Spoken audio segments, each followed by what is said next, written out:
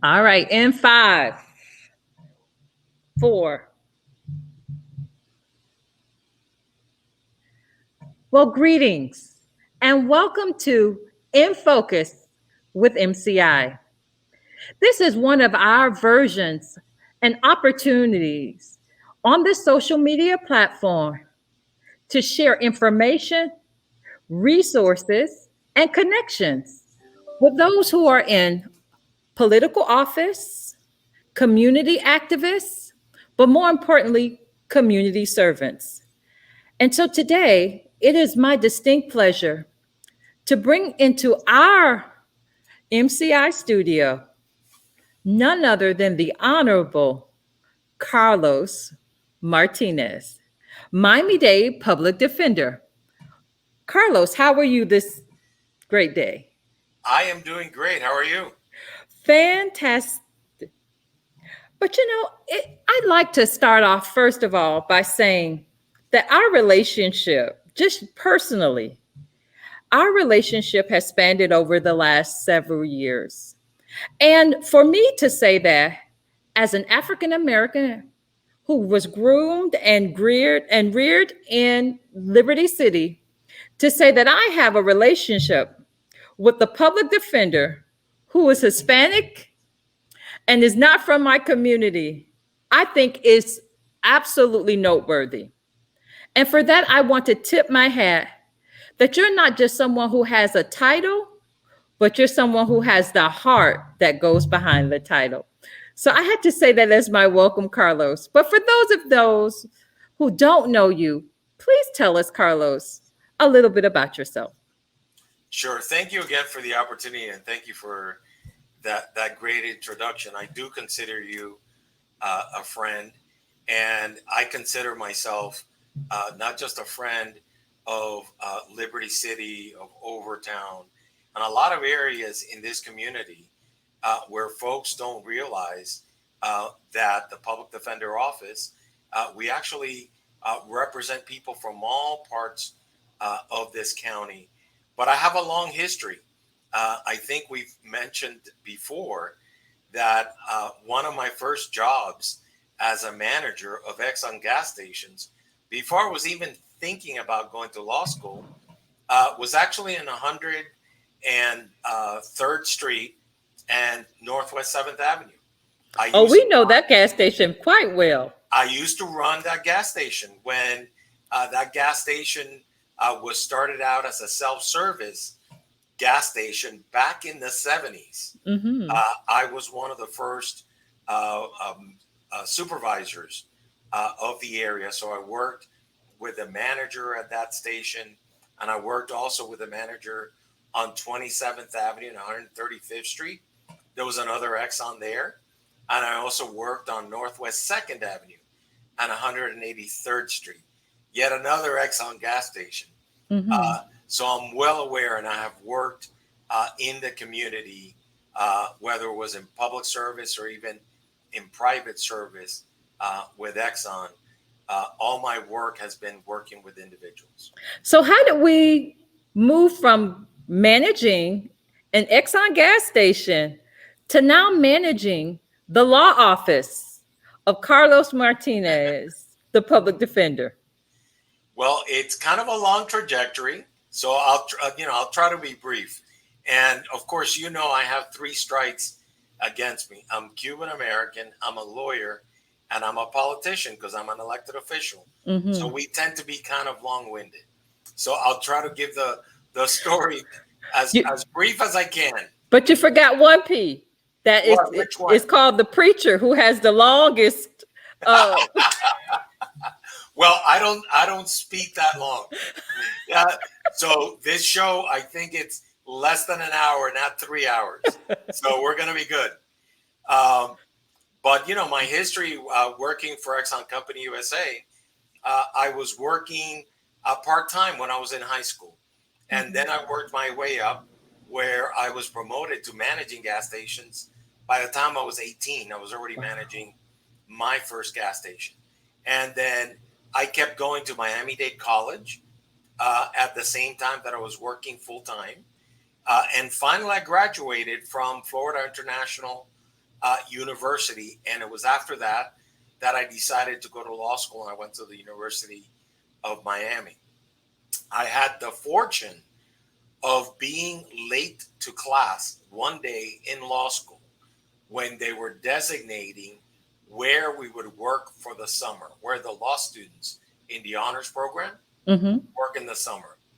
Because I was late to class, because I there was an accident on my way to class, and I was the only witness that was not involved in the accident. Because I was late to class, the only assignment that was left was working in the public defender's office. Is that right? And even though when I went to law school, I thought, you know what? I've been with Exxon for 11 years. By the time I'm done, I'll probably go work with corporate at Exxon Company USA. And yet God intervened, and I ended up in an internship in the public defender's office. And I loved every day of my internship, to the point that when I applied and when I was hired, I got a $7,000 a year pay cut from Wow. what I was making at Exxon before law school. So I loved this work from day one, and I continue to love it now.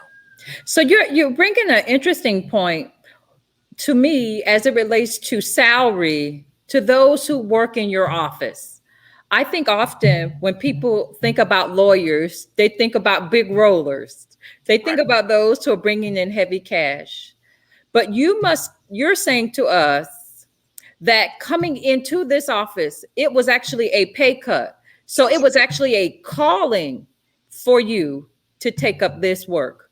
I felt it was a calling for me, frankly, from the moment where I interviewed my first client at the jail. I had a really deep connection, spiritual connection, to my roots. My roots were in Little Havana at St. John Bosco Catholic Church. Both of my parents worked at the church, not volunteered. They actually got paid. My mom was the receptionist. My dad was the maintenance man at the church. And working in that church, which was one of the poorest in Miami-Dade County, I came across with some of the poorest folks in this community who were as poor, and sometimes even more poor than we were. But, poor, the definition of poor, it's a financial definition. It's not a spiritual definition. Nor is it an emotional. It's not. So when I decided to take the pay cut and start working here, it's because it was what I wanted to do with my law degree.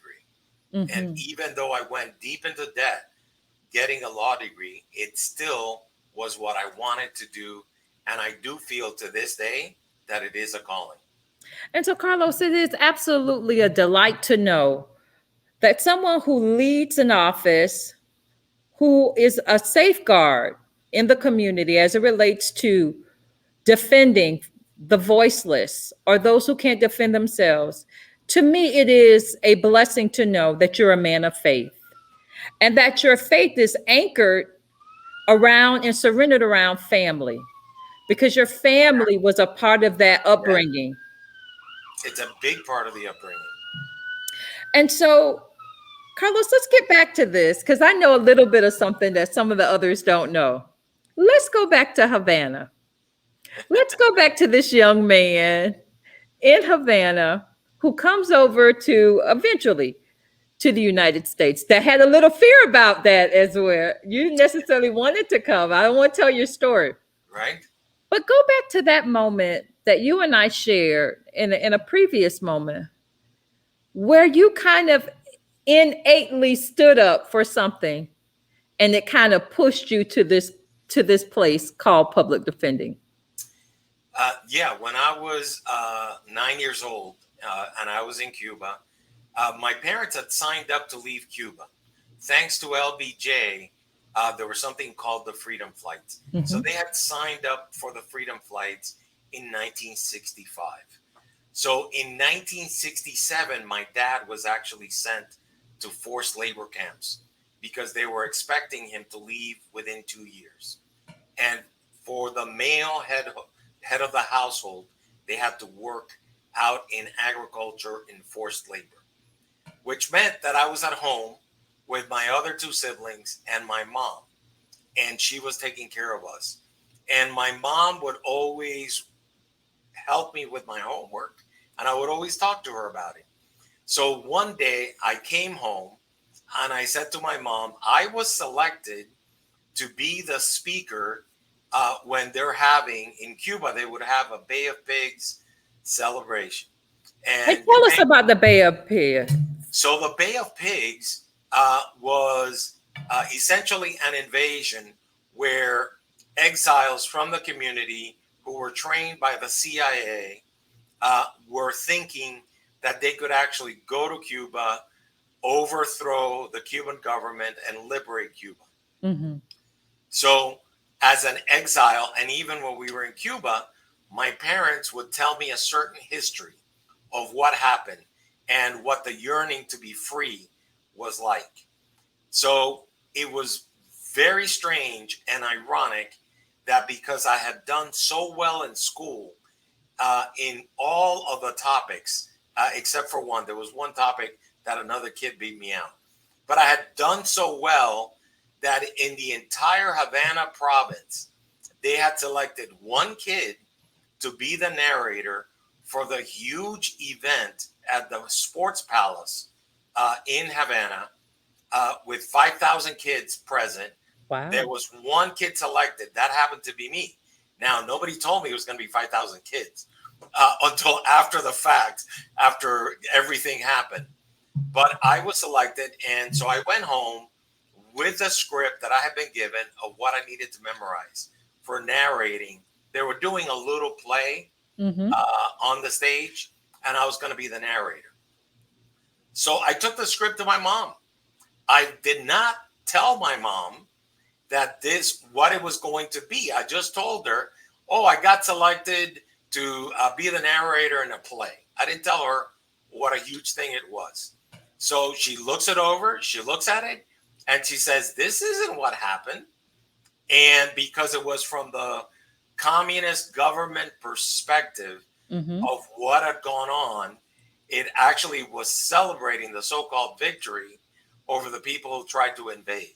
Wow. And they were saying all sorts of things about how terrible the people were who had invaded, who were trying to overthrow Castro. And what happened? Well, my mom fixed the script for me, and she said, that's not really what happened. So she tells me what it is. So I memorize it like my mom tells me. Right. So when I go to the event, at the event, and 5,000 people. We got to set it up. 5,000 children. Well, you not can counting imagine. adults. I was a really small 9-year-old, like a very short and skinny 9-year-old. Okay. I walk up on the stage, I look out, and if you can imagine the biggest theater you can imagine, just rows and rows and rows of people. And the whole thing is lit up, and I can see all the kids. Thankfully, I don't get nervous or anything. I just walk up, and then, they dim the lights, and then they start the little play, and I start narrating. In the middle of my narration, the teacher and another adult walk up, and they literally put tape over my mouth. They lift me up because I was a little kid. They lift me up, they haul me off a stage, and they make me stand off a stage on the side. And that wasn't the humiliating part.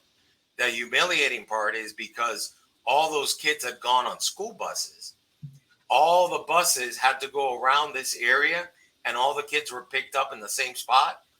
They put me in the front spot so that every child who was getting on a bus and every teacher who was getting on a bus got to see me with my mouth taped.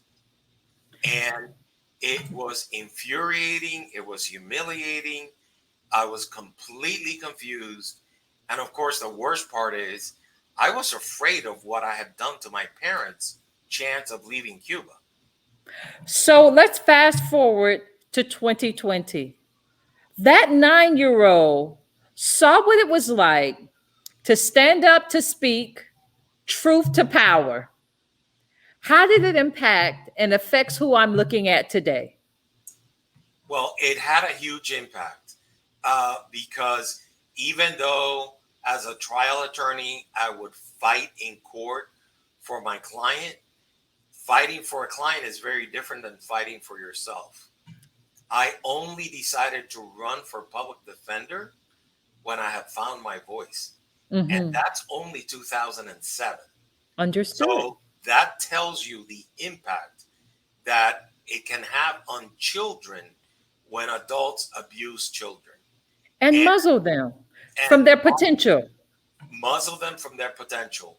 And that's driven me. And I did not realize how much it had impacted me until about 20 years ago in Mm-hmm. having a discussion with my former boss. And, all of a sudden he starts tearing up. And I realized how much of an impact it had on me. And I had not even spoken about it until I was 40 years old about Um, what that meant to me and how that impacted me and the fear that I had that me speaking up would have kept my parents from leaving Cuba. Amazing. So I have to remain true to my audience. And I want to throw some things out there and have a real conversation about it. We understand a little bit better who Carlos Martinez is and how he has become this public defender. But of course, in my community, often those who need attorneys, they can't afford them. Right? And so they find themselves in the care of a court appointed attorney. Right? And sometimes it has been said or rumored that those who look like me aren't often given the benefit of the doubt. And they say, oh, that's the public pretender's office. That's not the public defender's office. Talk to me about equity in your office, sensitivity and inclusion as it relates to serving Black and Brown individuals. Well, you hit on a really important point. And the important point that you're making is how is it that we treat individuals? And how is it not only how we are portraying ourselves, but we are actually doing? And what I mean by that is, I don't care if you happen to be an attorney and you're telling me, oh, I'm client centered or I'm woke or, Black Lives Matter. You can say whatever you want. I want to see what work you're doing. So the difference between, what I do and how I carry myself, to me, it's not just words, it's actions that matter. Mm-hmm. So it's 100% correct for somebody to think that they are not being treated equitably. 100% correct, particularly an African American. Why? The system is completely stacked. When I get stopped by the police, I don't get the same treatment as an African American. I have never gotten the same treatment. How do I know that? My general counsel is African American. And when he has told me he has faced himself when he's dressed in a suit and when he's gotten stopped or he's gotten questioned, it's shocking. I've also had personal experience that I observed. I had an African American roommate in law school, Mm-hmm. and many in the community, if you go back a long way in our community, you're going to recognize this name right away. Dallas Manuel. Mm-hmm. He used to be a big personality on radio. Mm-hmm. Well, his son was my roommate. Okay. And his son opened my eyes. And this was in law school. This is 33 years ago. When his son opened my eyes to the discrimination that happens every day. And it's the little things. It's not just the big things. It's not the big thing. It's not the big things like an arrest or even a shooting. It goes all the way. And he told me that he would be followed in stores when he walked in, and it didn't matter what he was wearing. And I'm sorry, when he told me, I'm like, I think you're imagining stuff. Mm-hmm. So he and I went, we drove down to the falls. Okay, Dallas Manuel was always dressed impeccably. Okay. It's only been now that I'm in a nice suit. Okay, I'll just put it that way. But Dallas Manuel was always dressed impeccably. He always had very nice shorts on, nice polos on. He would actually wear appropriate footwear, not sandals like I was wearing. He would actually wash his t-shirts before he would ever be seen in a t-shirt. Right. So needless to say, I went like my old self, and he went impeccably dressed, and we went to the falls. And when we went to the first store, he said, don't walk in with me.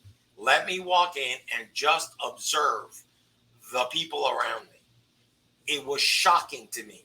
Wow. How many people were looking at what he was doing, and they were keeping their distance, but it was obnoxious, and it was employees. Yes. So just having that experience really informed for me just a little inkling of what individuals could be facing in this community. And then having represented client after client after client, and they would tell me exactly what happened. And then when I would do the investigation, the information was true. When I would do the deposition, some officers would even admit to what they had done. So over and over, that informs who I am. That informs what I expect of my attorneys and what I tell my attorneys. And we've had implicit bias training in my office. And that's important. But it is not the only thing. You got to do more than just doing implicit bias training. You have got to look, and I look to see how quickly are you interviewing the client. Is there a difference on how quickly you interview the client based on race? I'm not saying that it's intentional. I'm saying that it could be that you don't even know. It could be unconscious bias that you are substituting some things for race. For example, I know because I lived through it as an attorney in Miami-Dade County in the 90s. In the 90s, there were so many drug sting operations being held in Overtown, in Liberty City, in Brownsville, all over town. Every week they would arrest 80 people. So what happened? A lot of people have criminal histories dating back to the 90s, even though they haven't done anything else. They haven't been arrested for anything else. But what happens now? When one of those individuals gets arrested, even on a misdemeanor, they have that history. They have the history. They have that history. So sometimes people can look and can substitute the prior criminal history with race. So because the Black community was targeted, there's no question about it. It was targeted in the 90s. And so, Carlos, so your steps in moving forward, because someone may be watching us and saying, I don't understand or even know what an implicit bias is. But those are those things that you don't see blatantly, but we make choices. As you use the example that when the African-American young man walked into the store, there was an automatic assumption to watch him because he may steal. Right? It was an automatic assumption that when your general counsel, when he's pulled over, that he's already a threat, that he's already someone who could potentially run. And so things become more tense. And so how have you postured and positioned your office to ensure that when our Black and brown babies and even adults are sitting before your attorneys, what are some real practices outside of training that you're saying that you're doing that we can document and we can say to the community they can hold your office accountable and responsible for? So I have my supervisors on a regular basis looking at what work is getting done on cases. So for example, but talking about cases, we know that in Miami-Dade County, it can be kind of stacked. And sometimes people they just kind of do enough, right? Well, doing just enough is not good enough for me. Okay. So my training of and my expectations of the supervisors that I selected, every single supervisor I have selected, every single one I've selected, I have trained them myself. This is the data that you look at. These are the red flags for what you're going to be seeing. And when you see red flags, look at the race. Look at the race. Don't just look at, Mm. oh, this attorney, for example, let's say an attorney has 100 cases and the attorney has taken 50 depositions on 50 cases, let's say. Depositions have been taken on 50 cases. When you look at the other 50, I want you to look at it and tell me the race of So those. you're making race a real A, consideration in your office. a conscious look at Wow. what is happening on cases. And Would you let me say tell that you, that's happening around the country? in some areas around the country, they are doing that. In most areas, they're doing the basic implicit bias training without really going deeper into how do you supervise your staff? How do you look at what things are done? The other thing I do that I did pre-COVID is I was in contact with a lot of pastors. I was in contact with community groups, Mhm. with the NAACP, with Black associations, Black Lawyers Association. so that if there's any complaint, bring it to me. I'll look into it. And you personally know that if there's a complaint from the community about one of my attorneys that is not being responsive to a client, that information can get to me immediately. You So, have Carlos, let's stop right there. So, where can I call and how do I contact? So, I'm just calling your office. Is there a special office that is set aside if I am not pleased with my attorney? So if you're not pleased with your attorney, what I need you to do is send me an email at info@pdmiami.com. Info at public defender. So, it's info at PD Miami.com. Miami. Okay. And what you say in the email, the subject line, just say, please refer to Carlos Martinez, and they'll get it to me. Got So it. that's a monitored email. The reason I'm not encouraging phone calls, we received 238,000 phone calls last year.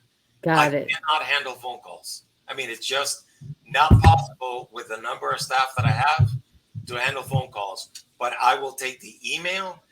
There are also a lot of community folks that have my information, and they know how to get a hold of me either through info at, or some folks have text, or some folks also know Sofia Montenegro, who's my community liaison, and she will also get a hold of me. So you've made race a conscious and identified factor in your office Yes, that when they're weighing cases. Number two, you've provided supervisors to monitor caseloads to ensure that you have handpicked, that you have hand trained to ensure that there is equity and there is accountability and response to correct. those individuals that have been assigned. But in addition to that, you're saying to us that if in this community, if they are not pleased, they're not getting response, that they have open access to you, Carlos J. Martinez, by simply sending you an email at info@pdmiami.com, that Correct. then they would have a response. So that's how we can hold you accountable and responsible. Absolutely. So let me ask you a few other things. In the wake of George Floyd and all of the individuals who have died in the hands of or in police custody, what are some matters or ways that you are addressing safety measures for those who are being arrested or under the care of of maybe Miami-Dade PD or anyone in Miami-Dade County? What are some efforts that the public defenders is doing, our office is doing? So in Miami-Dade County, when somebody gets arrested and they're booked, we have no mechanism to monitor the police because we only get involved if somebody gets arrested. Okay. So if somebody gets arrested and they are booked into the Miami-Dade County, one of the jails, we monitor the jails on a regular basis. A few years back, I designated one of my staff people to be the jail monitor and the jail liaison.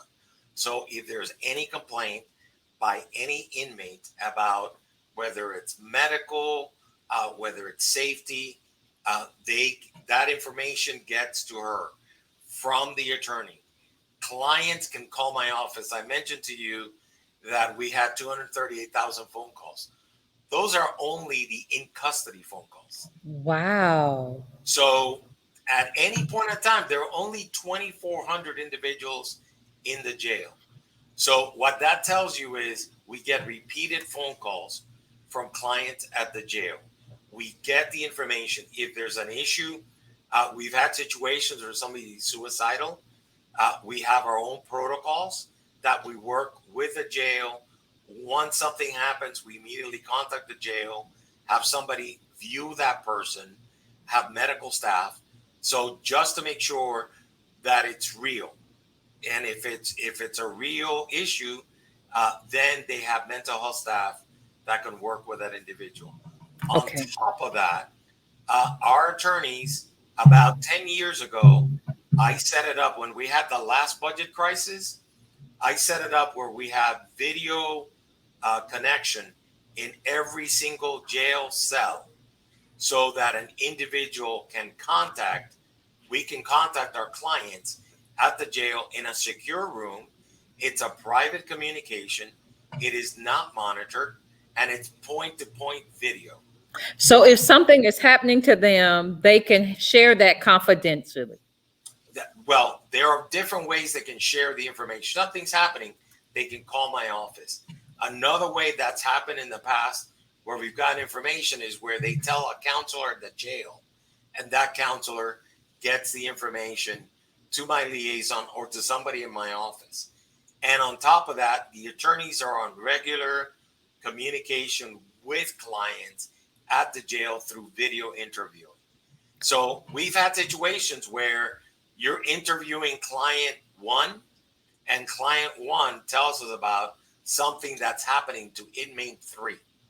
Mm-hmm. And we'll get that information. And if it's one of our clients, we'll follow up on it. So there are multiple mechanisms for us to find out to what extent we need to intervene. So in these last few minutes, as we wrap up, I've got 3 pressing questions that I want to ask you. Because a lot of crimes are happening in COVID context, especially with youth over the internet. They are bullying each other. They are making threats. They are doing inappropriate things. And you mentioned earlier that more specifically in the African American community, that many of their offenses follow them a lot further, and it's hard, and they're heavierly, they're more stringently or more firmly, I guess, given cases. I don't know how to use the proper word there, but their cases or their charges is what I'm trying to say, are stronger charges than the average. What are some warnings and some methods that we have to protect our youth that we can, or measures that you have to help our youth? What also are additional services that maybe our viewing audience may not know of that the public defender office offers, i.e. seal and expungement, all those kind of things? And then your parting words. So 3 questions in one. Okay. So I will try to cover all of them. So the first one, in terms particularly of what happens on social media, what all these threats are, and that kind of stuff. I would have hated if an adult had said what I'm about to tell parents right now. Okay? When I was younger, I would have hated some adult to say what I'm going to say. Monitor what your kids are doing. You have to monitor to protect your children. You got to monitor what they're doing on their laptops, on their computers, on their phones, because making the social media threats or cyber threats, it's a second-degree felony. It's one of the charges that, particularly if you're making a threat, calling in, a bomb threat, or, as a joke. I did a lot of pranks when I was, back then it was called junior high. It wasn't called middle school. Mm-hmm. But back then, when I was in junior high, oh my God, if I was in junior high, in middle school right now, I would never be able to be an elected official. Understood. Because I did so many pranks that are now considered serious crimes. Right. And So putting your hand or threatening a teacher or saying something could potentially get you a felony charge. pulling a fire alarm, for crying out loud, pulling a fire alarm, those kinds of things are considered so serious because of the situation that we live in right now, where there are shootings in schools, where all of this craziness is happening. So please monitor what your children are doing, on cyberspace, whether it's on the laptop, computer, or On their their phone. phones, Keep because you're track saying of it what will follow them. it will follow them for life. Because a lot of these cases, you may be able to beat the rap, but it'll still be on your record. Wow. So please take care of your children in that way. One thing we are doing to help the parents understand those things, we have a program called Play It Smart. So if anybody wants to go visit our website, go to pdmiami.com and look at Play It Smart. Play It Smart is a interactive program that we do with schools, with churches, with civic groups, where we teach kids and their parents on how to interact with the police. If they're And pulled over, if they right, yes. right. And so that way the child or the young person can be safe, and the officer can also feel safe. Because if the officers feel safe, it's less likely to have a confrontation that results in something horrible, at least in Miami-Dade County. I know it's very worse. It's worse in other parts of the country. So And that's so great. there's a video that I'm going to show at the end of this that talks about just get home, but it Exactly. plays to the fact of what you have on your website about playing it smart. Absolutely. And we are working with Miami-Dade County Public Schools to actually have lesson plans where it's all our Play It Smart. So that way it's a school environment. It's acted by the drama program at one of the local schools. And I recently viewed, the video before the edits. And the program's going to be great. But another program that we do is similar to that, which is the consequences aren't minor. And what we do is we educate young people and their parents on the consequences of an arrest and what are the typical arrests. What are the things you can do to avoid even being the focus of the police? So stay away from certain types of behaviors. So that's consequences aren't minor. And the last one you mentioned, it's our redemption project, which I started back in 1998 with Wayne Rollins, and back then, we had Frederica Wilson helping out, Kendrick Meek helping out. So way back when, in 1998, we created that program to assist individuals who were sealing and expungement.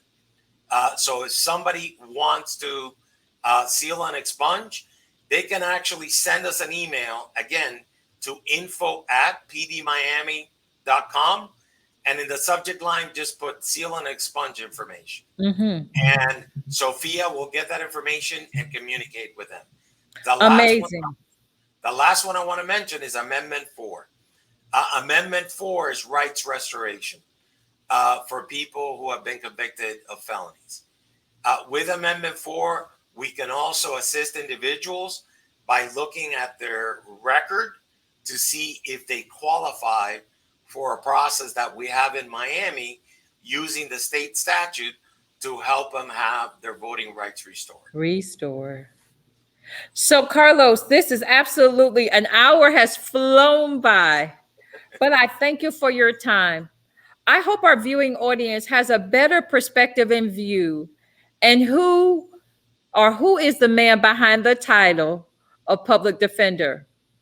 Carlos, I thank you for being a friend to our city, being a friend to our families, and being a friend to me. But more importantly, we thank you for keeping the mission of your office sure, that you will speak for, defend those who cannot afford an attorney. And I'm happy to hear that you're going to ensure that they get the best when they're in your care, because our community needs to hear this. I'm going to allow you to say our parting words. Is there any final words you'd like to share with our viewing audience before we close? Sure. Yeah, I've said this many a times. It's an honor for me to be Shift your served. camera just a little bit, because this COVID world. There we go. There you're at. You're at. Back. Okay. Okay. Yes. So it's an honor for me to serve as the public defender. It is my life's calling. It's added meaning to my life to be able to breathe life into what were really constitutional principles. But when in fact I can use my law degree, I can guide 200 attorneys in my office to assist individuals throughout this community so that not only do they get quality representation, but my hope is that the experience improves their lot in life, either with us winning their case outright or being able to set up a process where they can get whatever help they need going forward, and also making sure that we change a lot of the laws we need to change. And I want to make sure that I continue fighting for those. And thank you so much for the opportunity and for being a partner for me in this journey to be able to do the work that I do. I cannot do it by myself. It takes every single one of my employees, and it takes people such as yourself to be doing the work that you're doing in the community, particularly with our young ones, so that I never have to represent them. That to me is the best success. If their children are succeeding in school, if they're succeeding in the communities, if they're actually, sprouting in the community, seeds of hope, to me, that is the best legacy I could leave if, in fact, I reduced the number of clients that I have by the time I leave. Carlos, we again thank you for having for having and making time for us. And to our viewing audience, thank you for joining us for In Focus with MCI. It's been our pleasure, and have a great day.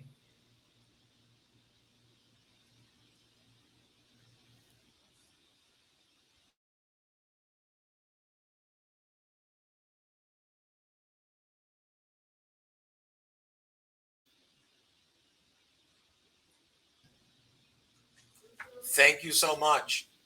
Oh, he's still hearing me. Good. Carlos, thank you. How you feel? I feel fine. I don't feel anything from the shot.